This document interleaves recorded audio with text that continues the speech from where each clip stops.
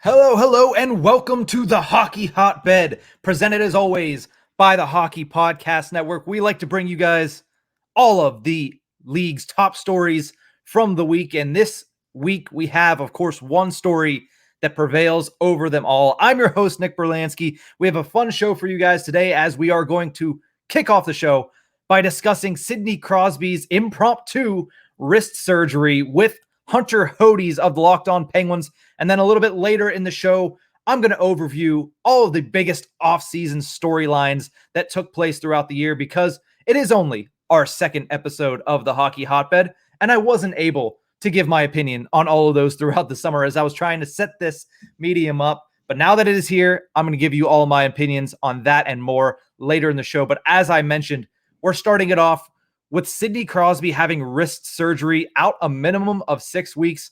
And to discuss that, like I mentioned, we're bringing on Hunter Hodies of the Locked On Penguins podcast. Hunter, how you doing today?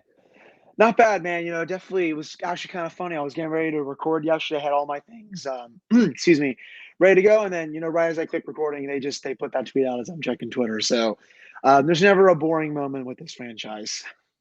No, and even some of the people in media said that the tweet went out before the press release went out, like an hour before the press release went out. So this was something that seems like the Pittsburgh Penguins really wanted to be able to break themselves and wanted to get out ahead of. It definitely sounds like it. This was not leaked by anyone beforehand. So they wanted to probably keep this as quiet as they can. And they did a pretty good job of that because none of the big hockey insiders, Saravelli with Daily Faceoff, Friedman with Sportsnet, the Bob Father with his semi-retirement over there with his cottage house, Pierre LeBrun, they didn't say anything. Neither, and any of the Penguins media didn't say anything either. So props to them for kind of keeping that a bit on the DL, as the kids like to say. Yep. So the big news obviously was that Sidney Crosby underwent successful wrist surgery and will be out a minimum of 6 weeks. We are, of course, only 4 weeks away from puck drop on the beginning of the 2021-22 NHL season.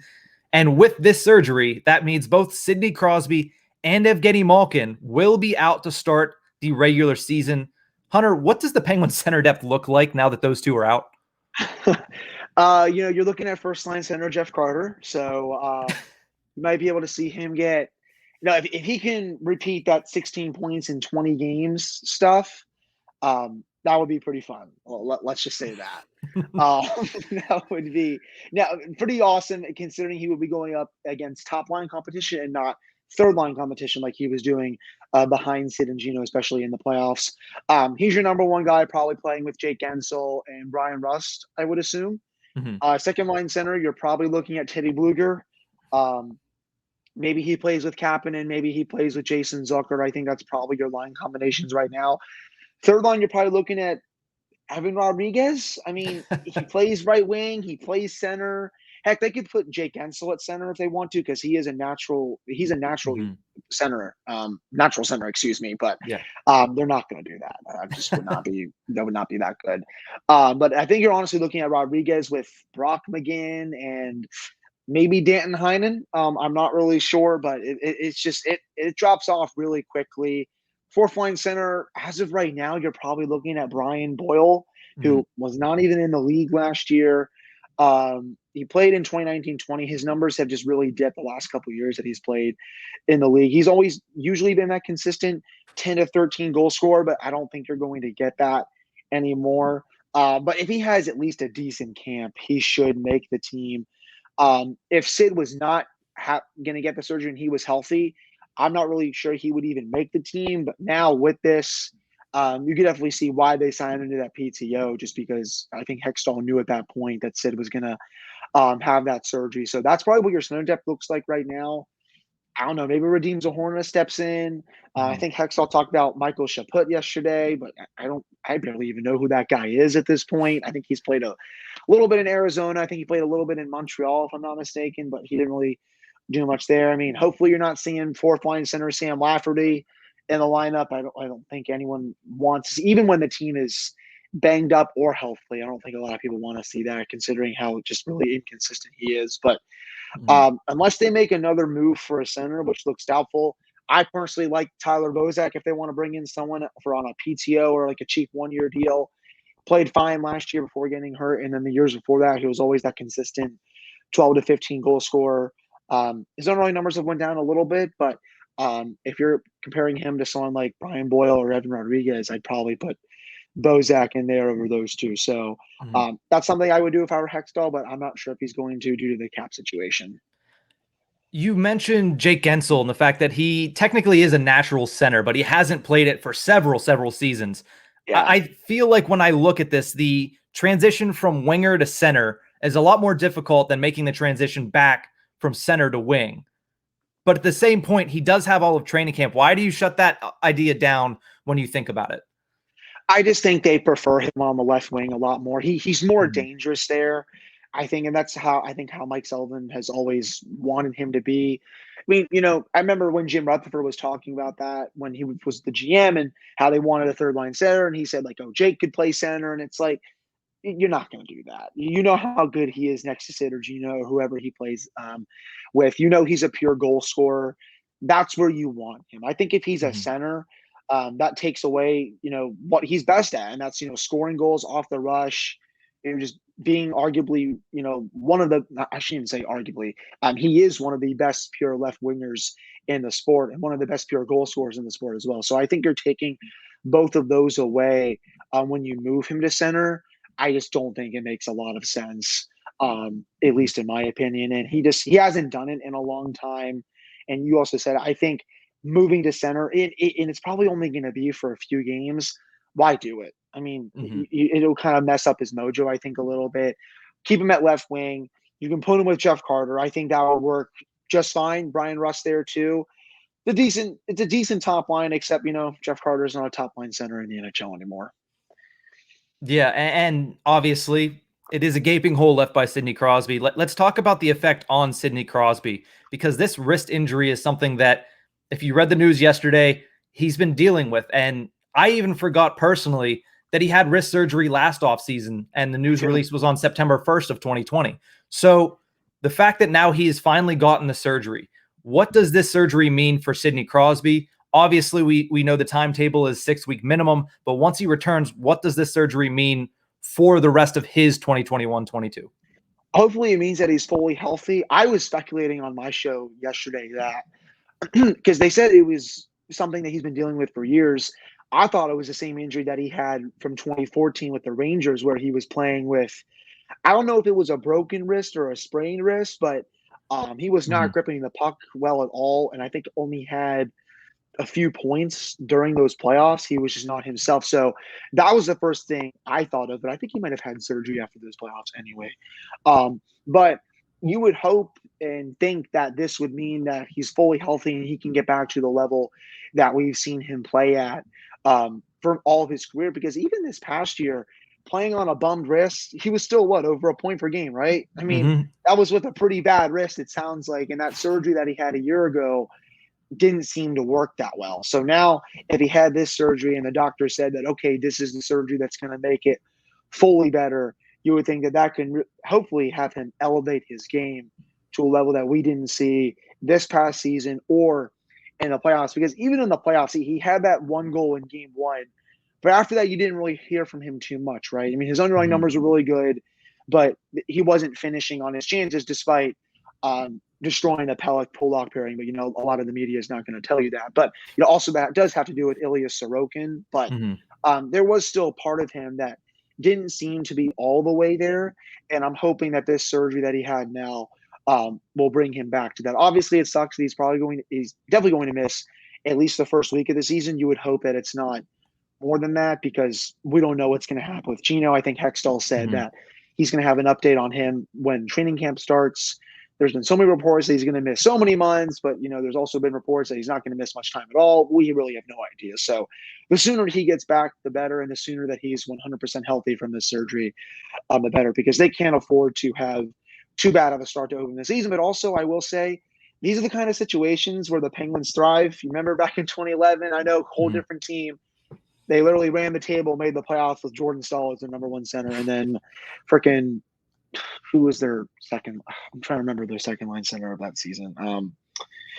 It'll come to me, but it was just a bunch of dudes basically. So I think at this point the team is a bit deeper than that team, so we'll have to see. Maybe Tristan Jarry goes on the heater and goes like 950 for the first week or something.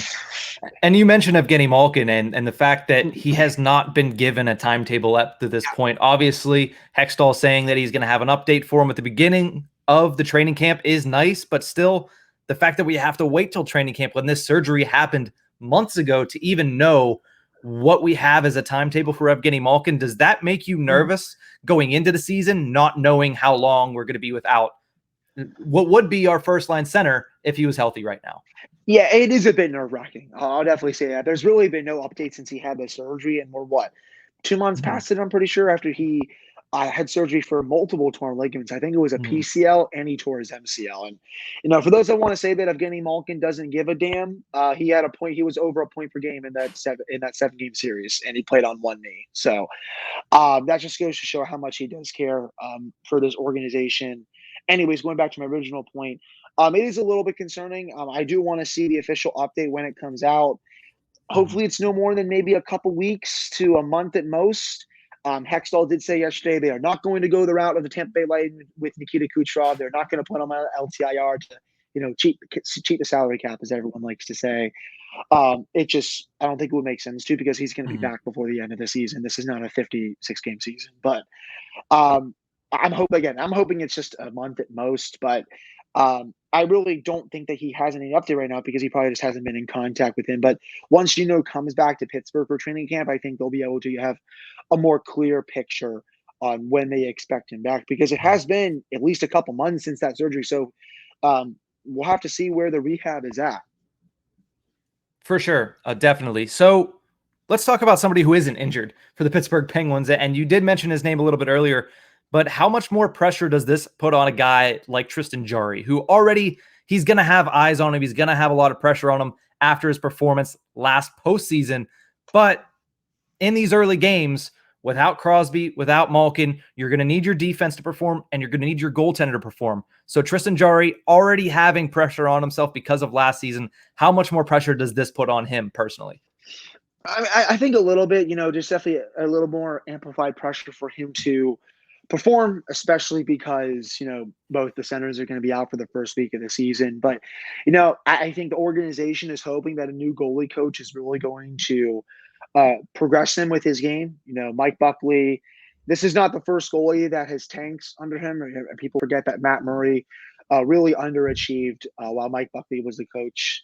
And Casey DeSmith is honestly probably the only goalie that's played better under Buckley than previous goalies have. But I definitely think there is a little bit more pressure to keep the team in games. Hopefully they can get some saves where maybe when the team is not playing well that they need, so they can hopefully go down and score a goal in a game where they probably don't deserve to win. That happens in hockey all the time.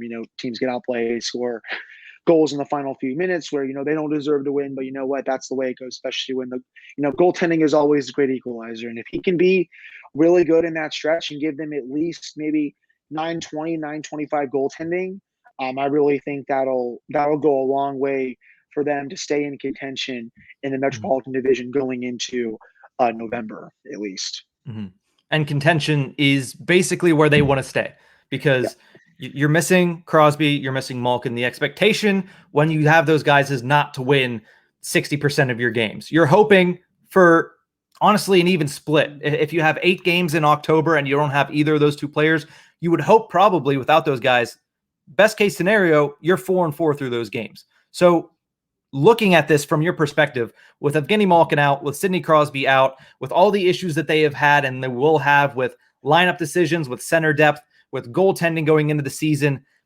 do these injuries make it a short-term issue just when they're out, or is this something that could affect the long-term success of the team in 2021-22? That's a good question. Maybe it's a bit of both.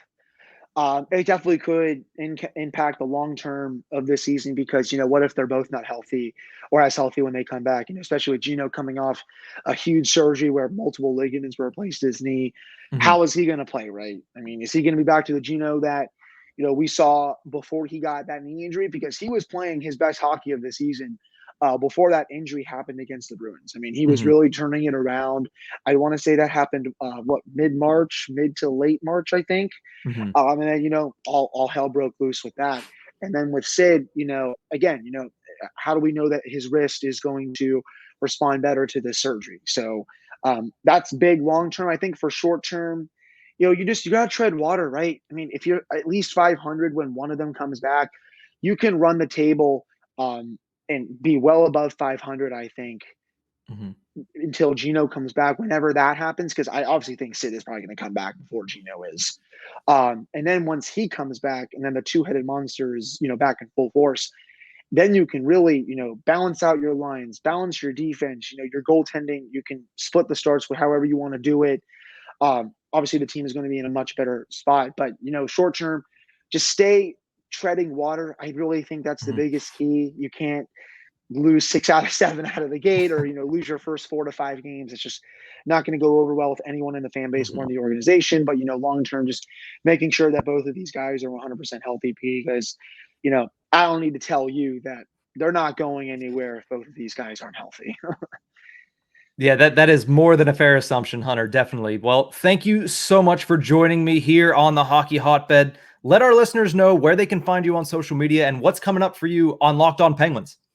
Yeah, so you can follow me on Twitter at Hunter Hodies, the show's Twitter at LO_Penguins. About a week and a half, couple weeks ago, I had Brock McGinn on. So if you want to go listen to that episode, I can't wait to see how he does this year. Just seems like a great dude, by the way. Mhm. A lot of stuff hopefully coming up. Next week is the last week that we're doing 3 shows a week before we go back to daily episodes when training camp rolls around. I'm trying to bring on some more bigger guests. I'm hopefully going to bring on a player or two before camp starts. It's been in the back of my mind. I'm sending out a couple emails with that.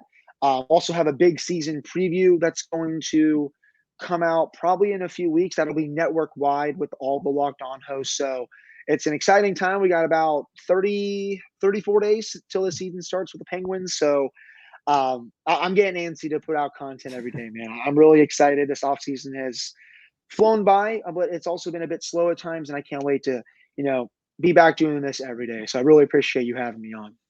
Of course, Hunter, you're always welcome on both the Hockey Hotbed and the Tip of the Iceberg podcast any day. Well, we're going to take a quick break. When we come back, we will go through the top storylines of the 2021 NHL offseason. We'll be right back.